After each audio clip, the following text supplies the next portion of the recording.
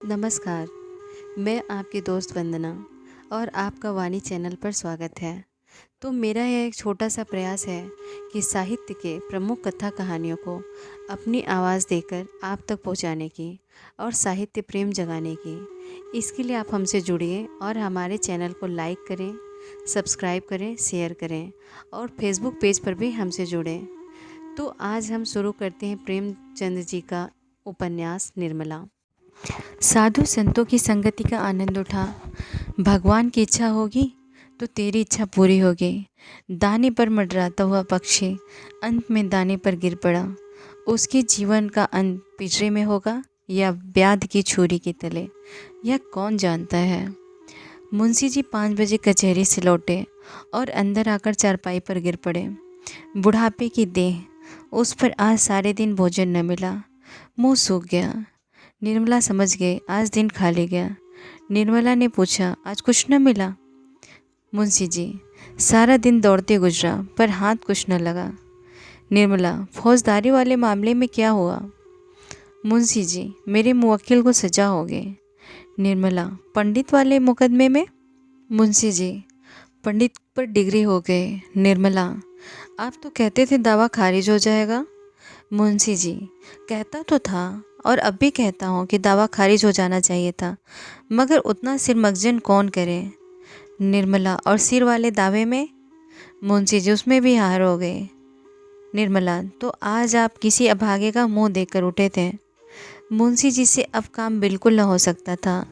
एक तो उनके पास मुकदमे आते ही न थे और जो आते थे वह बिगड़ जाते थे, मगर अपनी असफलताओं को और निर्मला से छिपाते रहते थे। जिस दिन कुछ हाथ न लगता उस दिन किसी से 2-4 रुपए उधार लाकर निर्मला को दे देते। प्राय सभी मित्रों से कुछ न कुछ ले चुके थे। आज वह डॉल भी न लगा। निर्मला ने चिंतापूर्ण स्वर में कहा, आमदनी का यह हाल है तो ईश्वर ही मालिक है। उस पर बेटे का यह हाल है कि बाजार जाना मुश्किल है। भूंगी ही से सब काम कराने को जी चाहता है। घी लेकर 11 बजे लौटा, कितना कहकर हार गई कि लकड़ी लेते आओ, पर सुना ही नहीं। मुंशी जी, तो खाना नहीं पकाया? निर्मला, ऐसी ही बातों से तो आप मुकदमा हारते हैं। ईंधन के बिन किसी ने खाना बनाया है कि मैं ही बना लेती? मुंशी जी, तो बिना कुछ खाए ही चला गया। निर्मला, घर में और क्या रखा था जो खिला देते? मुंशी जी ने डरते डरते कहा, कुछ पैसे वैसे न दे दिए? निर्मला ने भौं सिकोड़ कर कहा, घर में पैसे फलते हैं ना। मुंशी जी ने कुछ जवाब न दिया। जरा देर तक तो प्रतीक्षा करते रहे कि शायद जलपान करने के लिए कुछ मिलेगा, लेकिन जब निर्मला ने पानी तक न मंगवाया तो बेचारे निराश होकर चले गए। सिया राम के कष्ट का अनुमान करके उनका चित्त चंचल उठा। एक बार भूंगी ही से लकड़ी मंगा ली जाती तो ऐसा क्या नुकसान हो जाता। ऐसी किफ़ायत भी किस काम की कि घर के आदमी भूखे रह जाए। अपना संदूकचा खोलकर टटोलने लगे कि शायद 2-4 आने पैसे मिल जाए। उसके अंदर के सारे कागज़ निकाल डाले। एक खाना देखा, नीचे हाथ डालकर देखा, पर कुछ न मिला। अगर निर्मला के संदूक में पैसे न फलते थे तो इस संदूकचे में तो शायद इसके फूल भी न लगते हों। लेकिन संयोग ही कहिए कि कागजों को झाड़ते हुए एक चवन्नी गिर पड़ी। मारी हर्ष के मुंशी जी उछल पड़े। बड़ी बड़ी रकमें इसके पहले कमा चुके थे, पर यह चवन्नी पाकर उन्हें इस समय जितना आनंद हुआ उनका पहले कभी न हुआ। चवन्नी हाथ में लिए हुए सिया राम के कमरे के सामने आकर पुकारा, कोई जवाब न मिला। तब कमरे में जाकर देखा, सिया राम का कहीं पता नहीं। क्या अभी स्कूल से नहीं लौटा? मन में यह प्रश्न उठते ही मुंशी जी ने अंदर जाकर भूंगी से पूछा, मालूम हुआ स्कूल से लौट आए। मुंशी जी ने पूछा, कुछ पानी पिया है? भूंगी ने कुछ जवाब न दिया। नाक सिकोड़ कर मुँह फेरे हुए चले गए। मुंशी जी आहिस्ता आहिस्ता अपने कमरे में आकर बैठ गए। आज पहली बार उन्हें निर्मला पर क्रोध आया, लेकिन एक ही क्षण में क्रोध का आघात अपने ऊपर होने लगा। उस अंधेरे कमरे में फर्श पर लेटे हुए वह अपने पुत्र की ओर से इतना उदासीन हो जाने पर धिक्कारने लगे। दिन भर के थके थे, थोड़ी ही देर में उन्हें नींद आ गई। भूंगी ने आकर पुकारा, बाबूजी रसोई तैयार है। मुंशी जी चौंक कर उठ बैठे। कमरे में लैंप जल रहा था। पूछा, कै बज गए भूंगी? मुझे तो नींद आ गई थी। भूंगी ने कहा, कोतवाली के घंटे में 9 बज गए हैं और हम ना ही जाने। मुंशी जी, सिया बाबू आए? भूंगी, आए होंगे तो घर ही में ना होंगे। मुंशी जी ने चिल्लाकर पूछा, मैं पूछता हूँ आए कि नहीं, और तू न जाने क्या क्या जवाब देती है, आए कि नहीं। भूंगी, मैंने तो नहीं देखा, झूठ कैसे कह दो। मुंशी जी फिर लेट गए और बोले, उनको आ जाने दे, तब चलता हूँ। आध घंटे तक द्वार की ओर आंख लगाए मुंशी जी लेटे रहे। तब वो उठकर बाहर आए और दाहिने हाथ को 2 फरलांग तक चले। तब लौटकर द्वार पर आए और पूछा, सिया बाबू आ गए? अंदर से आवाज़ आई, अभी नहीं। मुंशी जी फिर बाईं ओर चले और गली के नुक्कड़ तक गए। सिया राम कहीं दिखाई न दिया। वहाँ से फिर घर आए और द्वार पर खड़े होकर पूछा, सिया बाबू आ गए? अंदर से जवाब मिला, नहीं। कोतवाली के घंटे में 10 बजने लगे। मुंशी जी बड़ी वेग से कंपनी बाग की तरफ चले। सोचने लगे, शायद वहाँ घूमने गया हो और घास पर लेटे लेटे नींद आ गई हो। बाग में पहुंचकर उन्होंने हर एक बेंच को देखा, चारों तरफ घूमे। बहुत से आदमी घास पर पड़े हुए थे, पर सियाराम का निशान न था। उन्होंने सियाराम का नाम लेकर जोर से पुकारा, पर कहीं से आवाज़ न आई। ख्याल आया, शायद स्कूल में तमाशा हो रहा हो। स्कूल 1 मील से कुछ ज़्यादा ही था। स्कूल की तरफ चले, पर आधे रास्ते से ही लौट पड़े। बाजार बंद हो गया था। स्कूल में इतनी रात तक तमाशा नहीं हो सकता था। अब भी उन्हें आशा हो रही थी कि सियाराम लौट आया होगा। द्वार पर आकर उन्होंने पुकारा, सिया बाबू आए? किवाड़ बंद थे, कोई आवाज़ न आई। फिर जोर से पुकारा। भूंगी किवाड़ खोलकर बोली, अभी तो नहीं आए। मुंशी जी ने धीरे से भूंगी को अपने पास बुलाया और करुण स्वर में बोले, तू तो घर की सब बातें जानती है, बता आज क्या हुआ था। भूंगी, बाबूजी झूठ न बोलूँगी, मालकिन छुड़ा देंगे और क्या। दूसरे का लड़का इस तरह नहीं रखा जाता। जहाँ कोई काम हुआ बस बाजार भेज दिया। दिन भर बाजार दौड़ते बीतता था। आज लकड़ी लाने न गए तो चूल्हा ही नहीं जला। कहो तो मुँह फुलावे। जब आप ही नहीं देखते तो दूसरा कौन देखेगा। चलिए भोजन कर लीजिए, बहू जी कब से बैठी हैं। मुंशी जी, कदे इस वक्त नहीं खाएंगे। मुंशी जी फिर अपने कमरे में चले गए और एक लंबी सांस ली। वेदना से भरे हुए शब्द उनके मुंह से निकल पड़े। ईश्वर, क्या अभी दंड पूरा नहीं हुआ?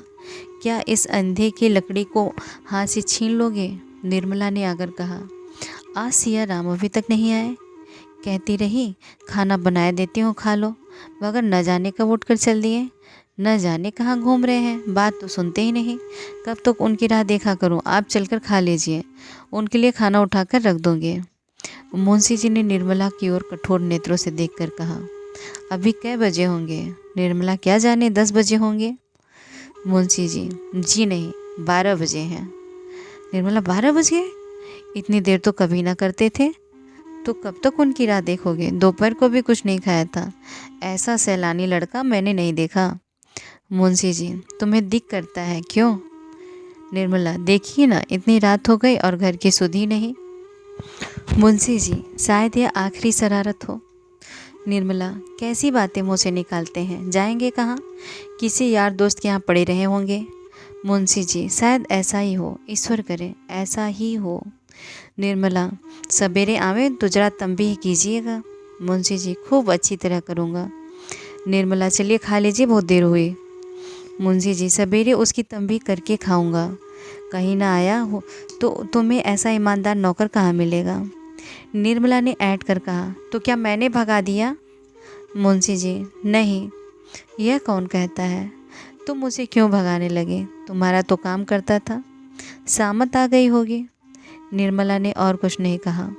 बात बढ़ जाने का भय था। भीतर चले गए, सोने को भी न कहा। जरा देर में भोंगी ने अंदर से किवाड़ भी बंद कर दिए। क्या मुंशी जी को नींद आ सकती थी? 3 लड़कों में से केवल एक बच रहा था, वह भी हाथ से निकल गया तो फिर जीवन में अंधकार के सिवा और क्या है? कोई नाम लेने वाला भी नहीं रहेगा। हाय, कैसे कैसे रत्न हाथ से निकल गए।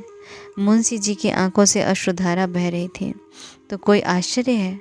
उस व्यापक पश्चाताप, उस सघन ग्लानि तिमिर में आशा की हल्की सी रेखा उन्हें संभाली हुई थी।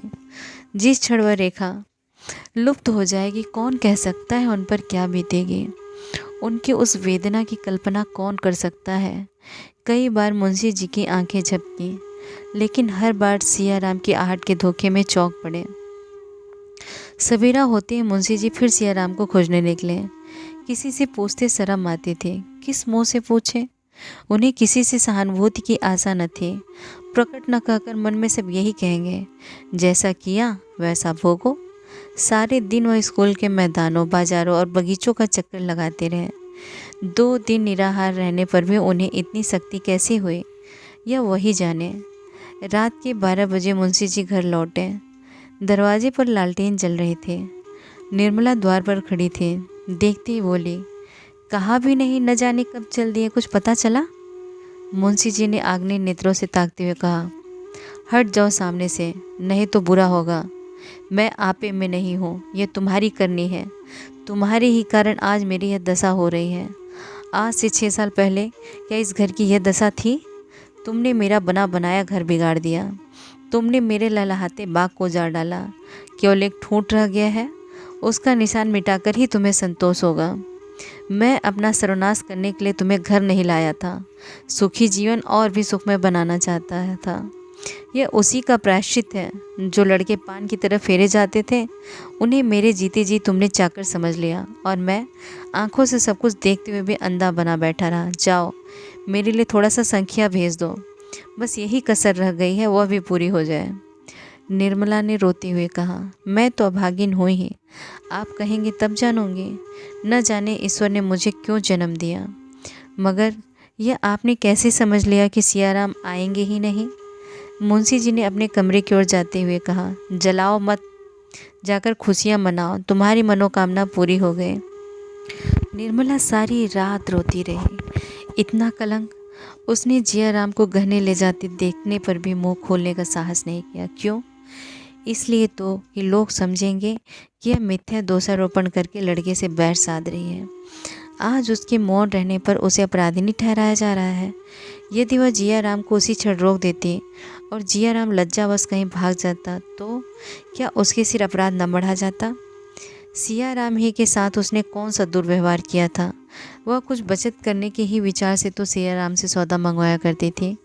क्या वह बचत करके अपने लिए गहने गढ़वाना चाहती थी?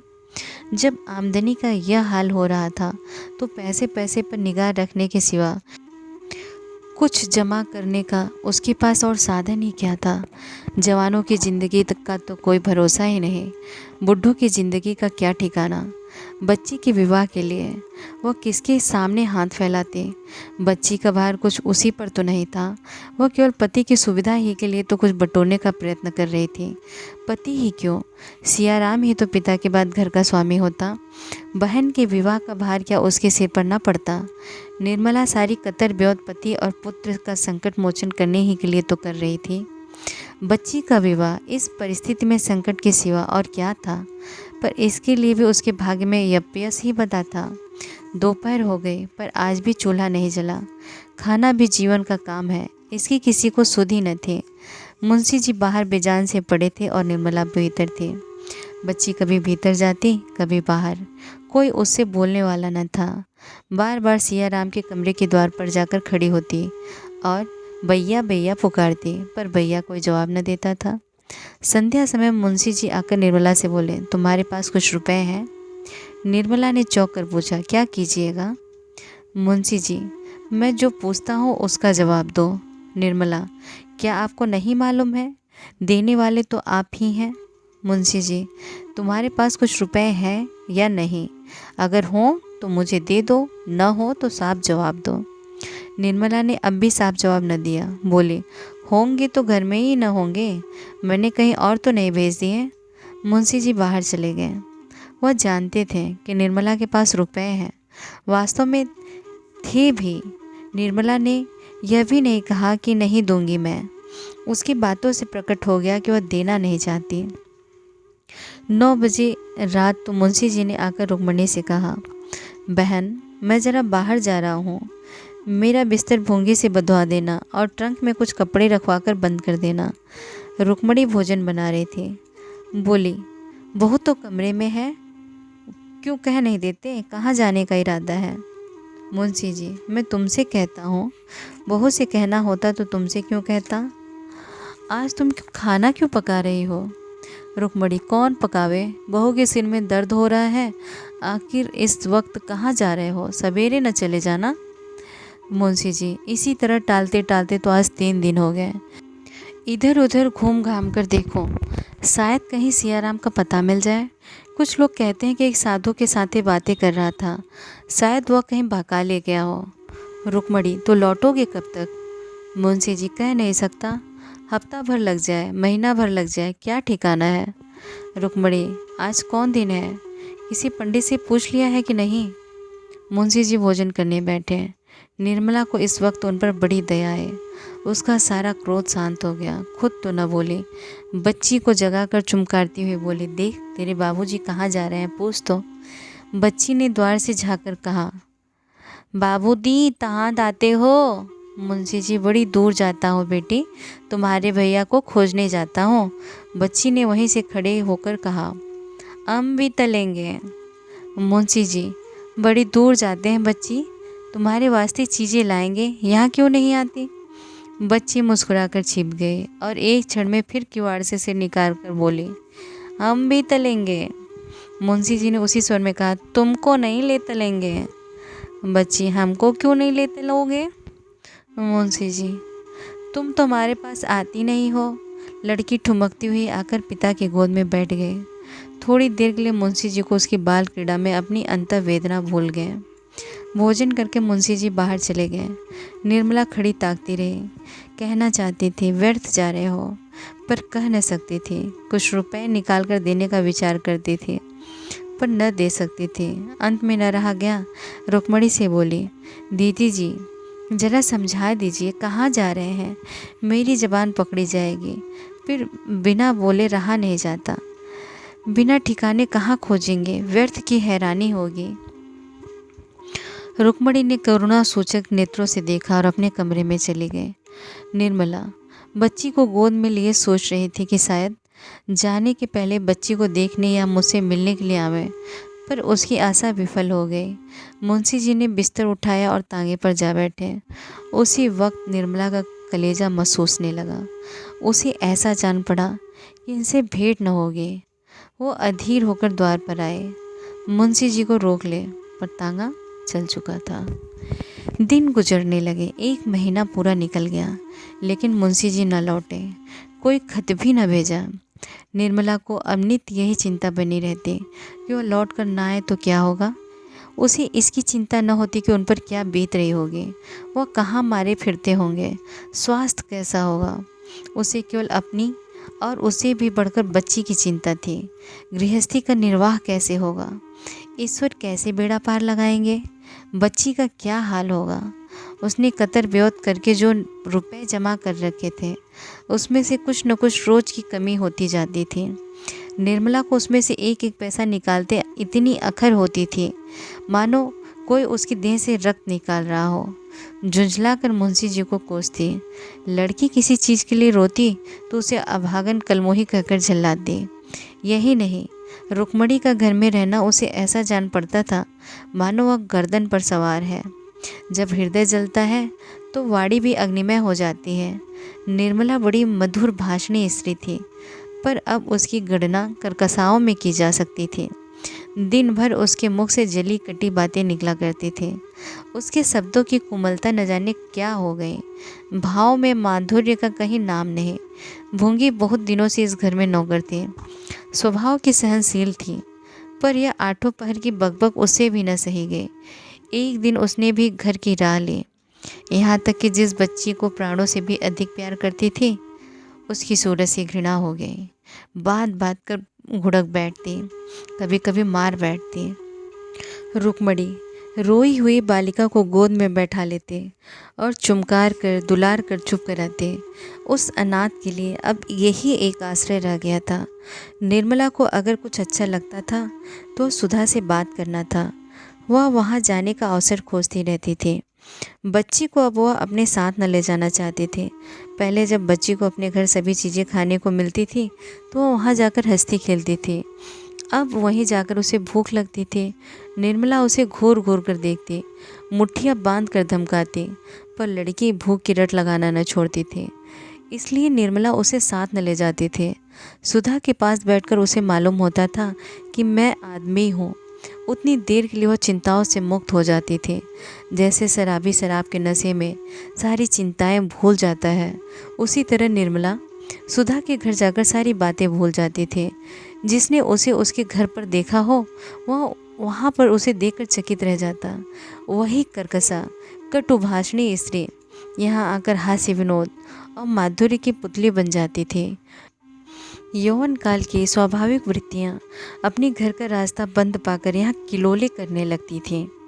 यहाँ आते वक्त वह मांग चोटी कपड़े लत्ते से लैस होकर आती और यथासाध्य अपनी विपत्ति कथा को मन में ही रखती थी। वह यहाँ रोने के लिए नहीं, हंसने के लिए आती थी, पर कदाचित उसके भाग्य में सुख भी नहीं बंधा था। निर्मला मामूली तौर से दोपहर या तीसरे पहर से ही सुधा के घर जाया करती थी। एक दिन उसका जी इतना उबा कि सवेरे ही जा पहुँची। सुधा नदी स्नान करने गई थी। डॉक्टर साहब अस्पताल जाने के लिए कपड़े पहन रहे थे। महरी अपने काम धंधे में लगी हुई थे। निर्मला अपनी सहेली के कमरे में जाकर निश्चिंत बैठ गए। उसने समझा सुधा कोई काम कर रही होगी, अभी आती होगी। जब बैठे बैठे 2-3 मिनट गुजर गए तो उसने अलमारी से तस्वीरों की किताब उतार ली और केस खोलकर पलंग पर लेटकर चित्र देखने लगे। इसी बीच में डॉक्टर साहब को किसी जरूरत से निर्मला के कमरे में आना पड़ा। अपनी ऐनक ढूंढते फिरते थे, बेधड़क अंदर चले आए। निर्मला द्वार की ओर केस खोले लेटी हुई थी। डॉक्टर साहब को देखते ही चौंक कर उठ बैठी और सिर ढकती हुई चारपाई से उतरकर खड़ी हो गई। डॉक्टर साहब ने लौटते हुए चिक के पास आकर खड़े होकर कहा, क्षमा करना निर्मला, मुझे मालूम न था कि यहाँ हो। मेरी ऐनक मेरे कमरे में नहीं मिल रही है, ना जाने कहाँ उतार रखती थी। मैंने समझा शायद यहाँ हो। निर्मला ने चारपाई के सिरहाने आले पर निगाह डाले तो ऐनक की डिबिया दिखाई दी। उसने आगे हाथ बढ़ाकर डिबिया उतार ली और सिर झुकाए देह समेटे संकोच से डॉक्टर साहब की ओर हाथ बढ़ाया।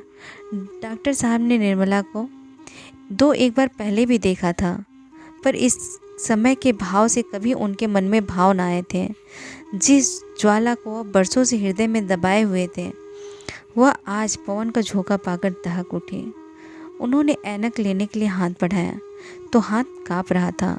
ऐनक लेकर भी वह बाहर न गए, वही खोए हुए से खड़े रहे। निर्मला ने इस एकांत से भयभीत होकर पूछा, सुधा कहीं गई है क्या? डॉक्टर साहब ने सिर झुकाए हुए जवाब दिया, हाँ, जरा स्नान करने चली गई है। फिर भी डॉक्टर साहब बाहर न गए, वहीं खड़े रहे। निर्मला ने फिर पूछा, कब तक आएगी? डॉक्टर साहब ने सिर झुकाए हुए कहा, आती होंगी। फिर भी वह बाहर न गए। उनके मन में घोर द्वंद्व मचा हुआ था। औचित्य का बंधन नहीं, भीड़ता का कच्चा धागा उनकी जबान को रोके हुए था।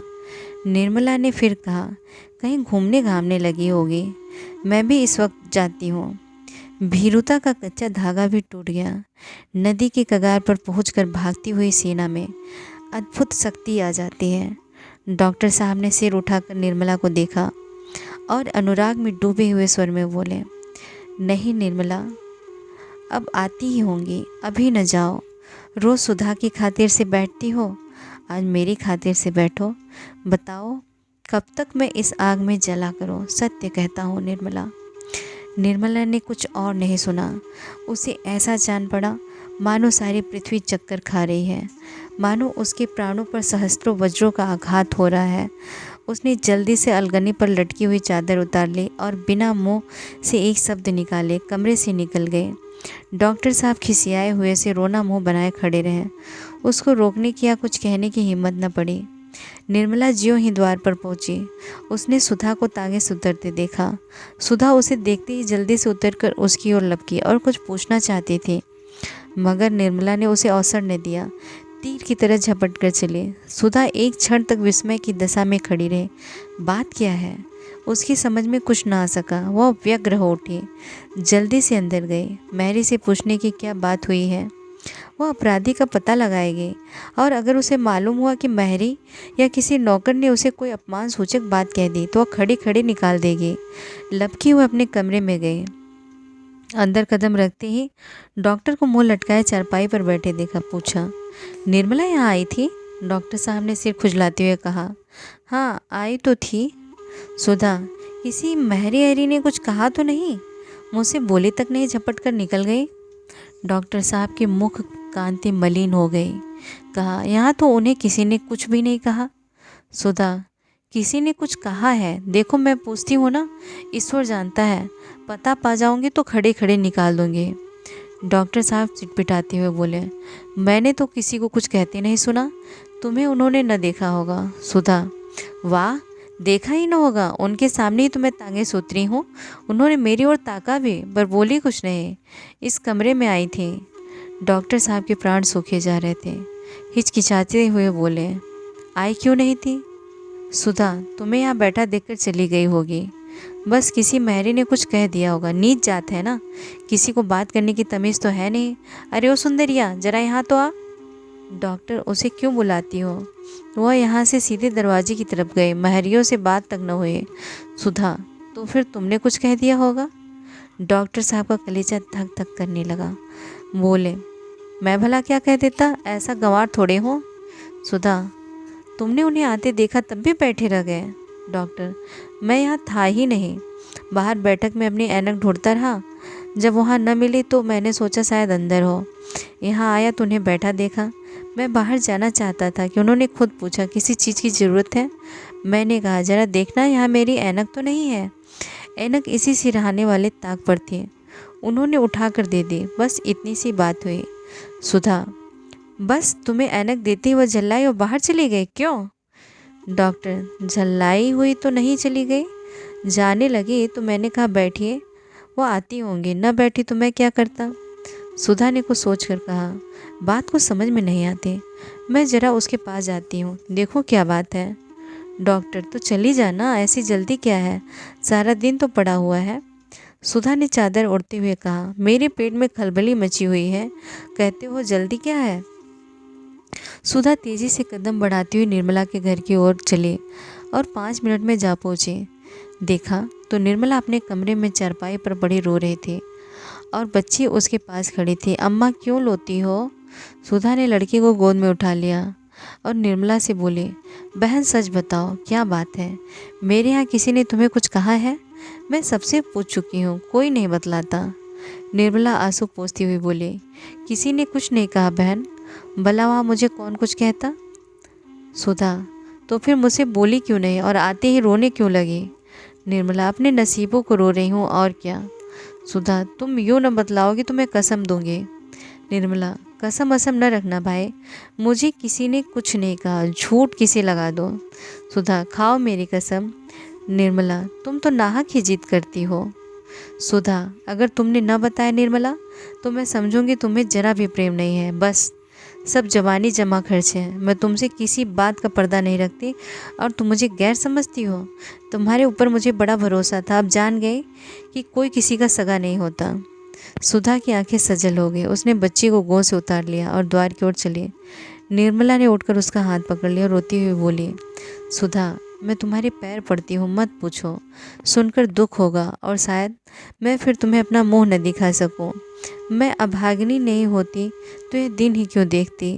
अब तो ईश्वर से यही प्रार्थना है कि संसार से मुझे उठा ले। अभी ये दुर्गति हो रही तो आगे न जाने क्या होगा। इन शब्दों में जो संकेत था वह बुद्धिमती सुधा से छिपा न रह सका। वह समझ गई कि डॉक्टर साहब ने कुछ छेड़छाड़ की है। उनका हिचक हिचक कर बातें करना और उसके प्रश्नों को टालना, उनकी वह ग्लानिमय कांतिहीन मुद्रा उसे याद आ गए। वह सिर से पांव तक कांप उठी और बिना कुछ कहे सुने सिंघनी की भांति क्रोध से भरी हुई द्वार की ओर चली। निर्मला ने उसे रोका पर वह न रुकी। देखते देखते सड़क पर आ गए और घर की ओर चले। तब निर्मला वहीं भूमि पर बैठ गई और फूट फूट कर रोने लगी। निर्मला दिन भर चारपाई पर पड़ी रही। मालूम होता उसकी देह में प्राण नहीं है।